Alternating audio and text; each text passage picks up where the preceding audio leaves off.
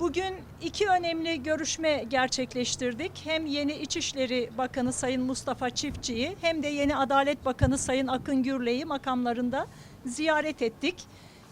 İkisi de önemli bir görüşmeydi açıkçası. Ama şunun altını çizmek isterim. Özellikle yargıya güven meselesinde önemli bir görev üstlenen Adalet Bakanı Sayın Akın Gürley'in bu dönemki bakanlık sürecinde kendisinden büyük bir beklenti içerisinde olduğumuzu kendisine de bildirdik. Burada da kamuoyu nezdinde ifade etmek istiyoruz. Bu bir başlangıç olsun diye temenni ediyoruz. Bir güven tazeleme olsun Adalet Bakanlığı açısından. Çünkü gerçekten toplumun yüzünün en fazla dönük olduğu bir bakanlık. Birçok beklentinin olduğu, yine Anayasa Mahkemesi kararlarının son zamanlarda uygulanmadığı, Avrupa İnsan Hakları Mahkemesi kararlarının uygulanmadığı bir dönemde kendisi yeni bakanlığa geldi. Toplumun bu konuda büyük bir beklentisi var. Yine İçişleri Bakanı Sayın Mustafa Çiftçi'nin de aynı şekilde son dönemlerde atanan kayyumlarla ilgili toplumun büyük bir beklentisi var. Bu konuları her iki bakanla da açık açık görüştük. Görüşlerimizi, düşüncelerimizi kendisiyle paylaştık. Toplumun beklentilerini kendilerine ilettik. Hem kayyum meselesinde hem cezaevlerinde yaşanan sıkıntılar konusunda hem Avrupa İnsan Hakları Mahkemesi'nin uygulanmaması, kararlarının uygulanmaması konusunda hem de Anayasa Mahkemesi kararlarının uygulanmaması konusundaki görüşlerimizi çok açık olarak kendilerine ifade ettik. Çok olumlu, çok verimli bir görüşme olduğunun altını önemli çizmek isterim. Ben şundan gerçekten umutluyum. Her iki bakan da bu dönemde kendi üzerlerine düşen görev ve sorumluluğu en iyi şekilde yerine getirecekler izlenimini aldık diyebilirim. Ben bir kez daha kendilerine teşekkür ediyorum. Hepimizin yolu açık olsun diyorum. Efendim, yasal düzenleri tatbik edecek. Değerli basın emekçileri,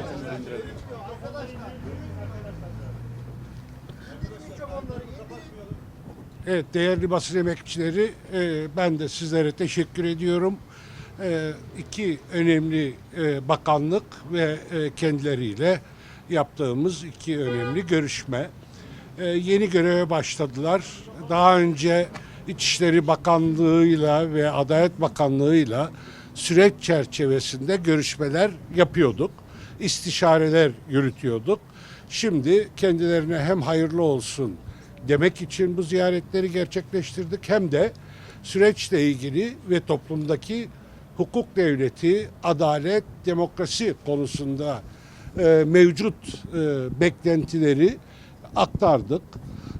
Biliyorsunuz sürecin temeli, hedefi barıştır. Barışın da şartı adalettir. Kalıcı barış için adalete, toplumun tümünü ayrımsız kapsayan bir adalete ihtiyaç var. Adalet Bakanlığı hem hazırlık aşamasında hem de yasalar çıktıktan, meclisten çıktıktan sonra uygulama aşamasında önemli bir fonksiyon üstleniyor. Bunun ne kadar acil ihtiyaçlar da içerdiğini kamuoyuna da söylüyoruz, bakanlara da ilettik. Yine İçişleri Bakanlığı barış, hukuk, adalet, güvenlik üç dörtgeninde ya da ilişkisinde çok önemli bir yerde duruyor.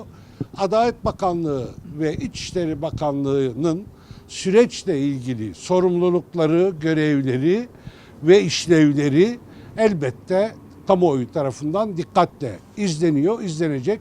Bizler de yapılan çalışmalarla ilgili bilgi aldık. Bizim önerilerimiz vardı. Bu önerilerimizi de aktardık. Adalet ülkenin temeli, barışın temeli, demokrasinin de vazgeçilmez şartıdır diyerek görüşmeyi özetleyebiliriz. Efendim, bir de 2 Mart günü Sayın Ahmet Türk'le ilgili Mardin Büyükşehir Belediyesi ile ilgili İçişleri Bakanlığı yine kayyumun uzatılması ile ilgili bir yazı gönderdi. Siz bu konuyu nasıl değerlendiriyorsunuz? Bir yandan sürekli AYM, AYİM kararları ve kayyum uygulamalarına ilişkin açıklamalarınız, talepleriniz var. Bizim bu konuda görüşümüz açık. Kayyum uygulaması anayasaya aykırıdır. Daha önce çıkarılan, olağanüstü hal döneminde çıkarılan kararnameye dayanıyor. O kararname kanunlaştı ama anayasaya aykırı. Baştan beri hem anayasaya aykırı hem demokratik temel ilkelere aykırı olan kayyum uygulamasının hiç olmaması gerekiyordu. Uzaması zaten bu ihlalleri, bu aykırılıkları arttırıyor.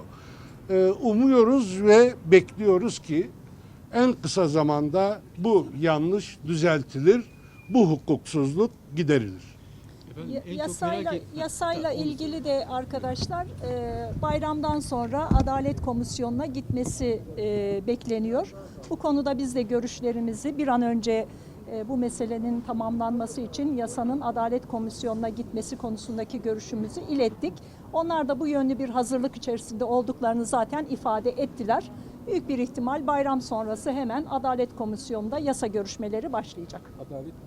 bayram sonrası. Evet, bayram sonrası Adalet Komisyonu'nda görüşüldükten sonra da genel kurula gelir zaten. Hükümet